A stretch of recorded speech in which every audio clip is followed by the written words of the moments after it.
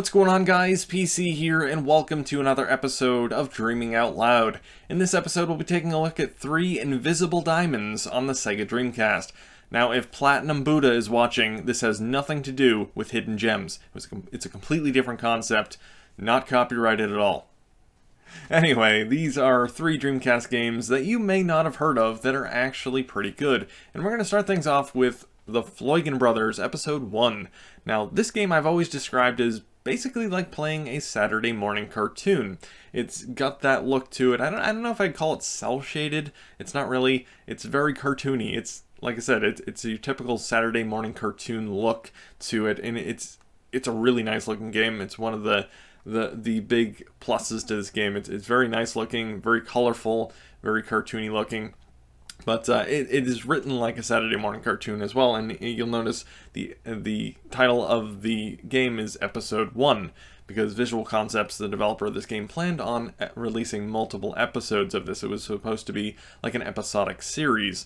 That leads to a negative about this. It is actually kind of a short game. It was released as a budget title, so it was to reflect the shortness of the game, but it's actually really fun.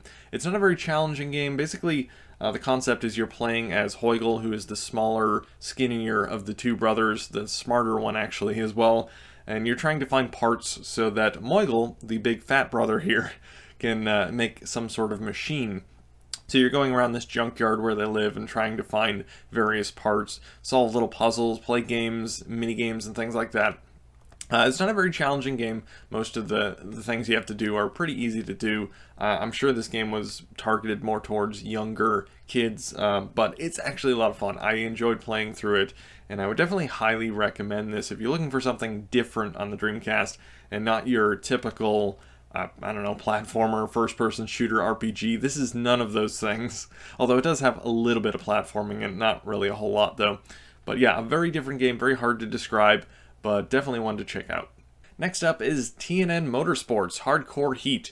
This is an arcade-style racing game that I always thought could have been developed by Sega themselves. It really has that first-party, arcadey Sega feel to it, and that's what I really like about this game. It has a lot of personality, especially in the drivers in the game. They all have their own bios and voice actors. They will actually say things during the race, little comedic lines and whatnot, which at first is actually pretty cool, but after a while it does kind of get repetitive. Luckily, you do have the option to turn off the voices if you so desire, if that gets on your nerves after a while, but it does give the game personality, which is cool. Yeah, there's a lot of cool track designs in this as well, all based off of real-world locations like USA, Russia, Japan, Peru, Egypt. A lot of cool places, a lot of very nicely designed tracks. The controls and handling in the game are quite good. Definitely not as bad as Roadsters or Spirit of Speed 1937, but I'd say it's not quite as good as the best racers on the Dreamcast. It's kind of in the middle there, but it's good. Good handling. You're not going to have any problems, except maybe with the physics. Sometimes hitting other cars will result in unexpected things happening. So physics not so great, but it's a good game overall. I really enjoy playing through this. I've played through the entire thing. It does get quite challenging later in the game, and yeah, I really enjoy this game and definitely want to check out if you're a fan of arcade style racers. And last but not least, we have Red Dog Superior Firepower. This is a game that I've been playing a lot of lately, and if you've been around the channel, you'll know that I've been live streaming this every Monday and playing through the entire game, so you'll definitely be familiar with this game if you've been around the channel for a while now. But Red Dog is a really fun game. The best way to describe this, I guess, would be kind of car combat with aliens, because you're not actually fighting other cars, you're fighting aliens, or shooting them with your sort of Mars rover type of vehicle. And even though you're fighting aliens and you're in some sort of Mars rover with weapons equipped, it's actually all taking place on Earth. Aliens have invaded Earth and you're trying to get rid of them with your Red Dog, which is the name of the actual vehicle.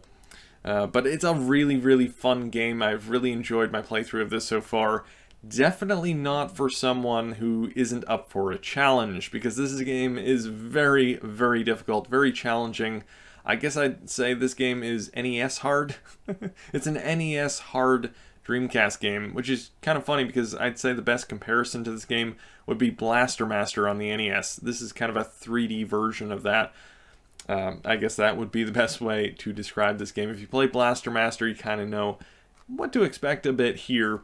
It's the same sort of Mars rover with weapons equipped type of game. But it's very difficult, very challenging. If you're not up for a challenge, this might not be the game for you. But luckily it is a very short game. A lot of the levels probably could be completed in under 10 minutes if you're really good at the game. But chances are you're going to be repeating the same levels over and over and over again, very much like an old school 8-bit game. You have to memorize the levels and the enemy placement and the enemy attack patterns in order to get through this without dying. You get 3 lives in each level, and if you die after you die 3 deaths, you go back to the beginning. Very similar, again, to an old-style 8-bit game. But regardless, if you're up for a challenge, you're up for something different. This is not your typical shooter. It's a vehicle shooter, but not quite a vehicular combat game since you're not fighting other vehicles. It's a very different game, and it's very challenging. So if you're up for a challenge, want something different on the Dreamcast, Red Dog might be for you. And there you have it, 3 Dreamcast hidden invisible diamonds. These are games that you might not have heard of, but are actually pretty fun to play, and I highly recommend checking them out if you're into any of these genres, although I can't really say that Floyd Brothers has a genre. It's more of its own genre. But yeah, definitely games to check out if you have not played them yet. But anyway, guys, that is going to be it for this episode of Dreaming Out Loud. Hope you enjoyed it, and if you did, don't forget to hit that subscribe button, like, and leave a comment if you so desire.